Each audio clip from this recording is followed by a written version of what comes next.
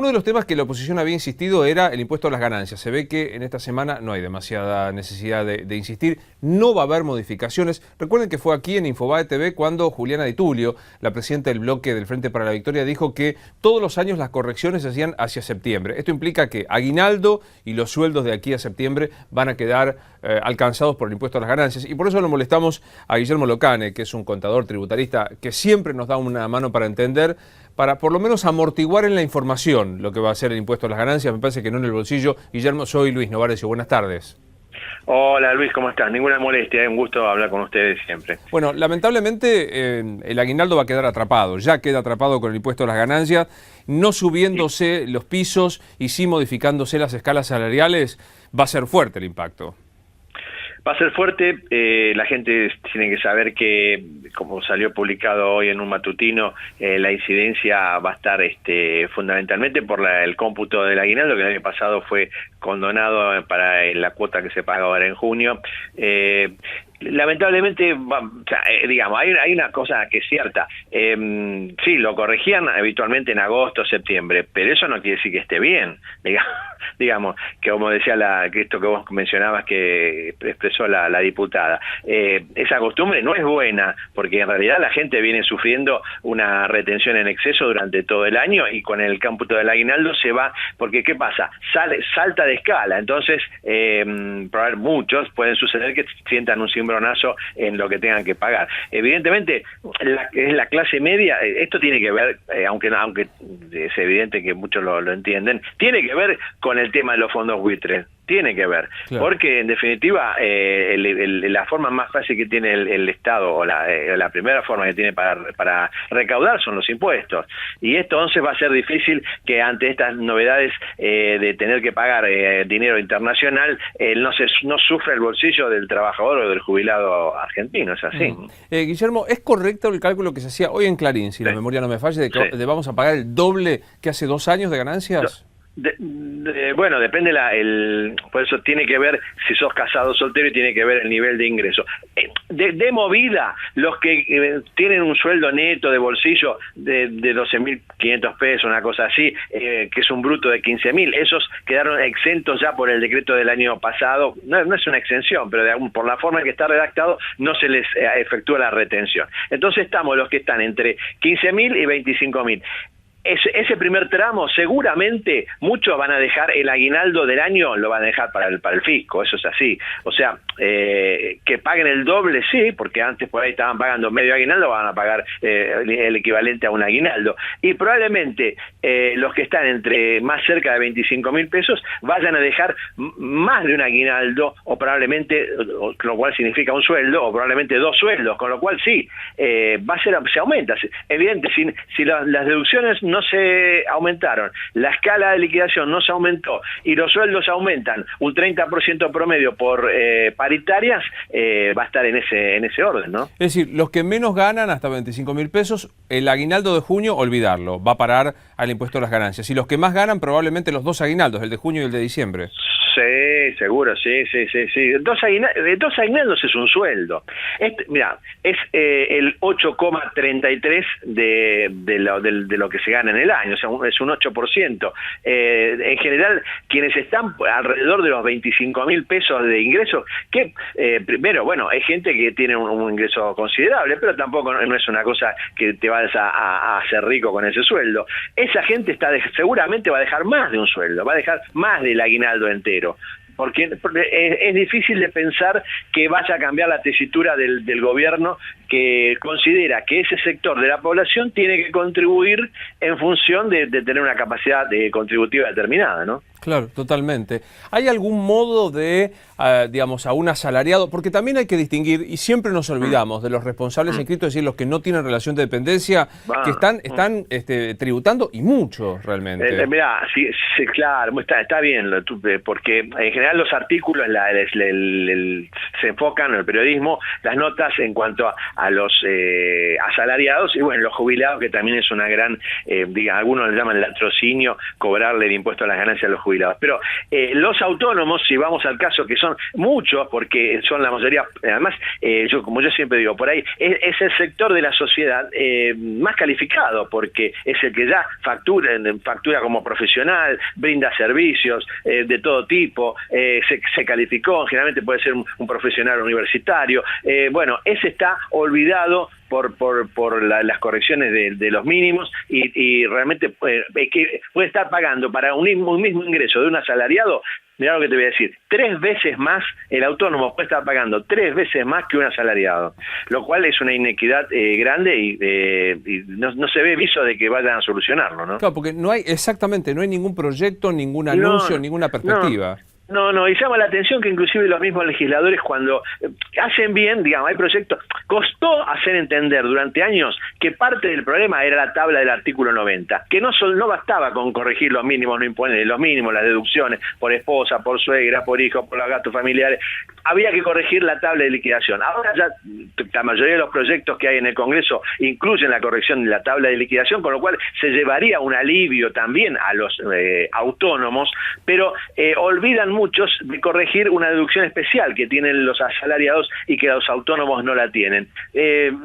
La justificación, no hay una justificación técnica, nadie dice por qué no está escrito, por qué los autónomos pueden deducir mucho menos que el asalariado, y entonces ahí genera un vacío conceptual que el impuesto a la ganancia, que ya viene emparchado, muy emparchado en los últimos años, se termina siendo una cosa realmente complicada de entender, ¿no?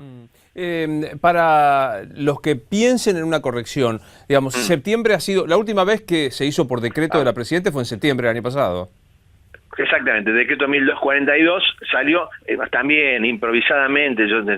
Vos sabés que no solamente los contadores son los que tenemos que salir corriendo con estas normas que salen un poco de apuro, sino muchas empresas que están liquidando sueldos. Yo te quiero decir, salió en los últimos 2 días de agosto el decreto 1242 y ya los sueldos estaban liquidados. Hubo que hacer correcciones. Las correcciones son jorobadas porque muchas veces, sin querer, se pueden cometer errores que el propio asalariado después no es capaz de distinguir. Claro. Si ¿qué le retuvieron? Yo hago un llamado de atención a esto porque me lo comenta mucha gente cuando voy por las empresas, mismo cuando tengo la oportunidad de que me charlan sobre este tema. Contador, ¿cuánto me están reteniendo? Es muy difícil de auditar eso. Y entonces se agrega una incertidumbre más sobre la injusticia de determinadas situaciones, ¿no? Demos una perspectiva entonces para la gente que está por recibir su sueldo anual complementario en los próximos días. ¿Con qué se va a encontrar? Mira, esto también es muy importante la pregunta, porque la mayor retención que implique que te paguen el aguinaldo no tiene por qué estar afectando 100% en este mes. Hay una resolución que la DGI existe y la mayoría de las direcciones de personal la conocen, que permite que la mayor retención que te correspondería porque te pagaron el aguinaldo te la prorrateen en los próximos 6 meses.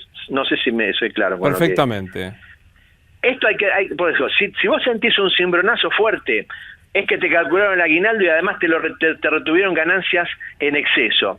No es que te cobraron de más, pero no tenían por qué habértelo cobrado todo en junio. La mayoría de las empresas lo conocen, y yo el año pasado, justo en un programa de televisión, tuve oportunidad una colega tuya, creo que del Canal de América, tenía el sueldo mal liquidado. No sé si era del Canal América o era de otra emisora, pero tenía el sueldo mal liquidado. Le habían retenido un fangote en el mismo mes. Reclamó y se lo corrigieron.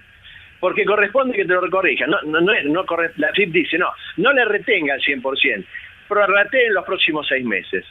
Espero que sirva la explicación que estoy dando, porque es totalmente válida y legal, claro. Y es correcto ir a reclamar si te retienen una cifra importante y vos notás que esto no tendría que ser. Ahora yo digo, qué importante sería que las gerencias de relaciones personales... Te escucho mal ahora. A ver, ahora, ¿me estás escuchando, sí. Guille? Digo, qué importante que serían que las gerencias de recursos humanos o las gerencias de relaciones personales también le dieran una mano al asalariado, porque encima que uno trabaja, no conoce demasiado de derecho tributario, te descuentan y demás, o sea, saber si te están descontando bien no es sencillo. Sí, es así. Lo que pasa es que, digamos, también el de recursos humanos es víctima de estar liquidando sobre la hora, qué sé yo. Imagínate que hay empresas con cantidad enorme de empleados y además que pagan quincena, las quincenas se terminan prácticamente de liquidar en los últimos días, no es el mismo sueldo todos los meses. Y otra cosa que también hay que tener en cuenta con respecto al criterio de cobrar el impuesto a ganancias a los asalariados. Yo me digo porque tengo clientes que son autopartistas. Hay muchas empresas que están suspendiendo ahora trabajadores que hasta hace pocos meses le cobraban el impuesto a las ganancias.